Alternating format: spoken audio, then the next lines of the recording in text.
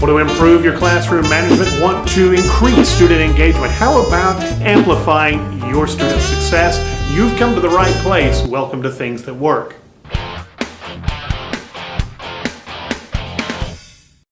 So today's retest day.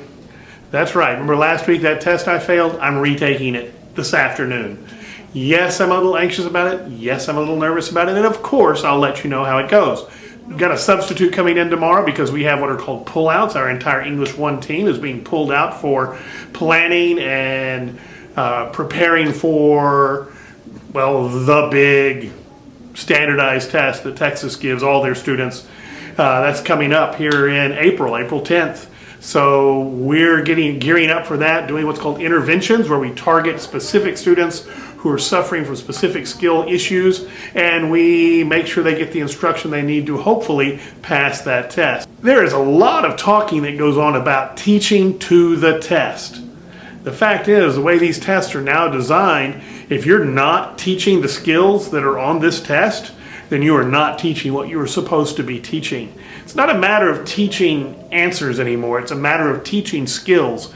And the direction that everything seems to be going, I like, because what it should do, and the goal, I think, what we'll ultimately have is it'll develop and design an instrument for measuring whether or not a student has actually mastered the skills. If you know me and how I feel about things, it's the mastery of skills that matters. And this test that Texas has is designed to determine whether or not a student has mastered those skills. Now, I do believe there are a lot of things that come into play with whether or not a student will pass this test beyond just what they've been taught.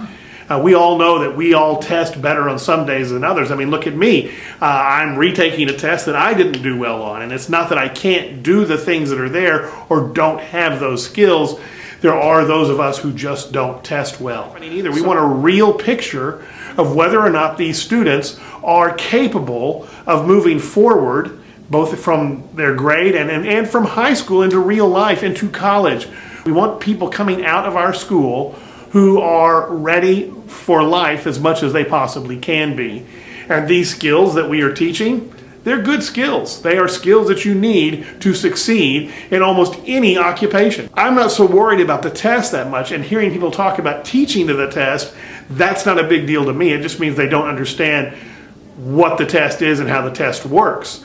What we see today are people teaching skills and focusing on skills. I do think we do our students a disservice if we're focusing on these skills only at test time. But the way things are set up and the way things run, you shouldn't be doing that if you're teaching the subject that's being tested, because the skills that are being tested are taught and used throughout the entire school year. So that's my take on testing and what's going on currently here at the school I work at. I enjoy learning with you. I enjoy teaching with you, and together we can take over the world.